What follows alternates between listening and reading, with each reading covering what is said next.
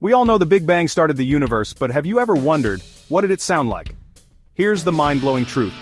The Big Bang wasn't silent. Scientists believe it sounded like a deep, low hum, like a cosmic bass note rumbling through the early universe. As the universe expanded, these sound waves echoed across space, stretching and changing over time. Imagine a massive, roaring symphony of creation. Incredibly, NASA recreated what the Big Bang might have sounded like, an eerie, vibrating hum, lasting thousands of years as the universe took shape.